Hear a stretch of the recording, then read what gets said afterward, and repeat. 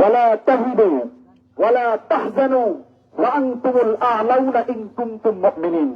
আল্লাহ বলছেন তোমাদের কোনো ভয় নেই, আল্লাহ বলছেন তোমাদের কোনো পেরেশানির কারণ নেই, ইন কুনতুম মুমিন, যদি তোমরা ঈমানদার হও। আরেকটা আয়াত বলি, ওয়া মাকারু ওয়া মাকারুল্লাহ আল্লাহু খায়রুল মাকিরিন।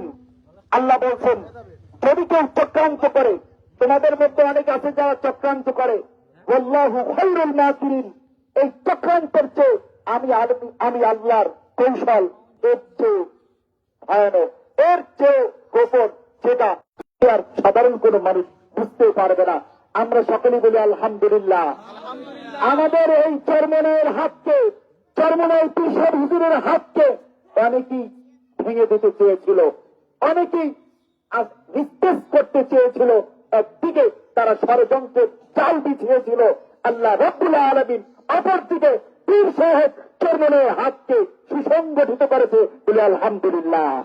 আগে শুধু ছিল হাত পাখার প্রার্থীরা, হাত পাখার সমর্থকেরা, এখন বাংলাদেশের সেই পঞ্চগড় থেকে শুরু করে টেকনাফ পর্যন্ত, কুড়িগ্রাম থেকে শুরু করে নোয়াখালী পর্যন্ত, ব্রাহ্মণবাড়িয়া থেকে নিয়ে এই বরগুনা পর্যন্ত হাত পাখার গণজোয়ার শুরু হয়ে গেছে বলে আলহামদুলিল্লাহ।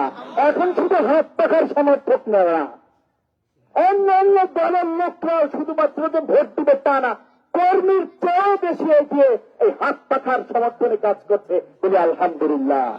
এ পর্যায়ে আপনাদের সামনে গুরুত্বপূর্ণ আলোচনা করবেন হাফিজ মাওলানা মুফতি মাসুম বিল্লাহ ফেরদাউস, ফাজিলে দারুল উলুম দেওবন্দ ভারত।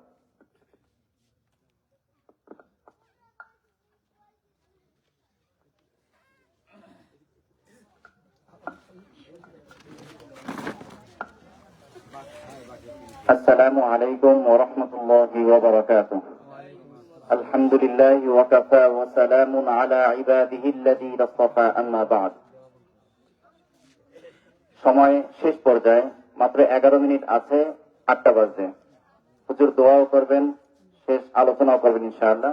খুবই সংক্ষেপে কয়েকটা কথা বলবো। আমি এখানে বসে বসে ভাবতেছিলাম কি কি বলতে পারি সেগুলো। প্রথম বিষয় হলো, আমরা দুনিয়ায় এসেছি, আমাদের মূল উদ্দেশ্য হচ্ছে ইবাদত। আল্লাহ বলেন, আমি মানুষ এবং জিনকে সৃষ্টি করেছি একমাত্র আমার ইবাদত বন্দেগী করার জন্য। ইবাদত করে আমাদের আল্লাহর সাথে সম্পর্ক করতে হবে। পুরা কোরআন শরীফের সার নির্দেশ হলো, ইয়াকা নাবুদু ওয়া ইয়াকা নাস্তাঈন, হে আল্লাহ, আমরা একমাত্র আপনারই ইবাদত বন্দেগী করি এবং আপনার নিকটেই সাহায্য প্রার্থনা করি। বান্দার সাথে আল্লাহর সাথে সম্পর্ক হচ্ছে ইবাদতের সম্পর্ক। ইবাদত দিয়েই আমাদের জান্নাত জাহান্নাম নির্ণীত হবে।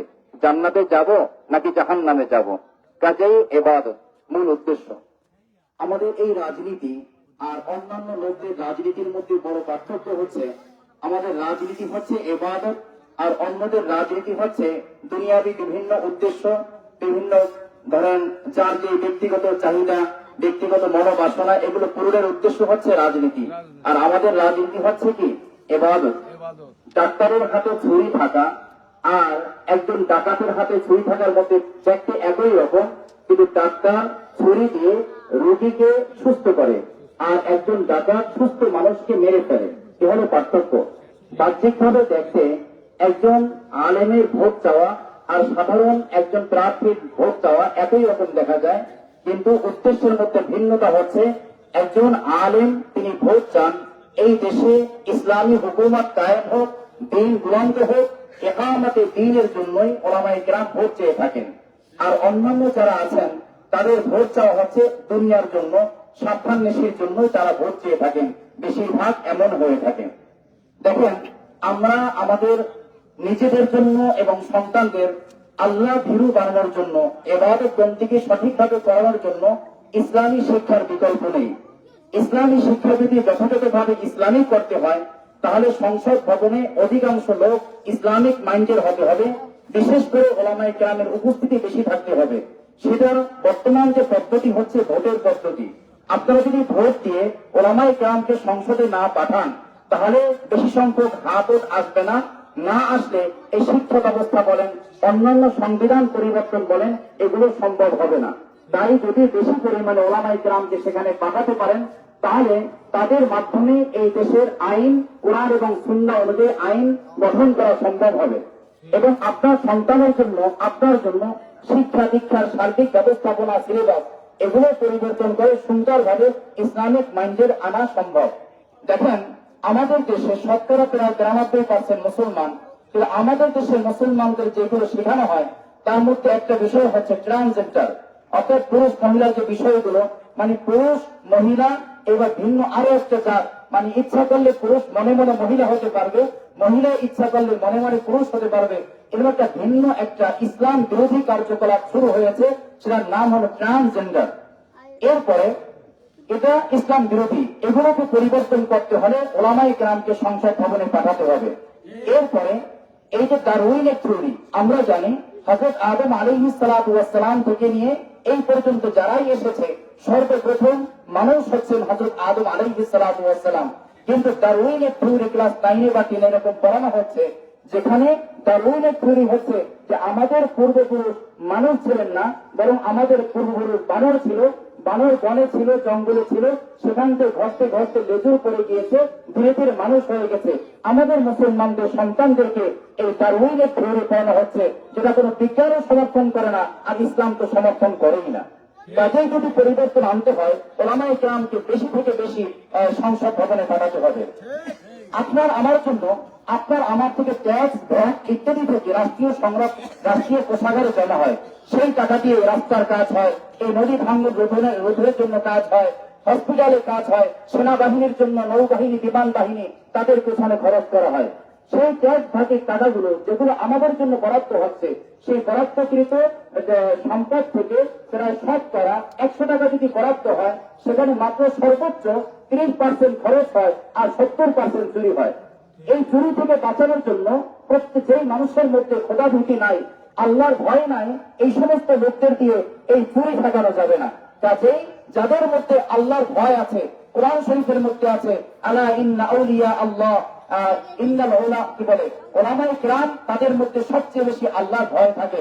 কাজেই ওলামায়ে কেরামকে যদি সংসদ ভবনে পাঠান, আল্লাহর ভয় থাকবে, তাহলে চুরি বলেন, চাঁদাবাজি বলেন, এগুলো হবে না।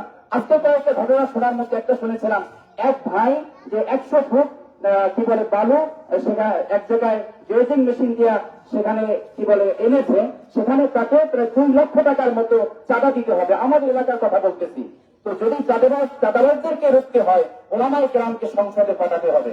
এরপরে দেখেন, এই যে কোনো বিষয়ে আপনারা অনেকে মনে করতে পারেন যে রাষ্ট্রীয় ভাবে যদি সরকার গঠন ওলামায়ে কেরাম পরিপূর্ণ নাও করতে পারে, যদি ওলামায়ে কেরাম সেখানে যান, যদি এমন হয়, বরগুনায় কথার কথা, আমি এটা বলছি না যে সরকার গঠন ওলামায়ে কেরাম পারবেন না, তা বলছি না, অবশ্যই পারবেন।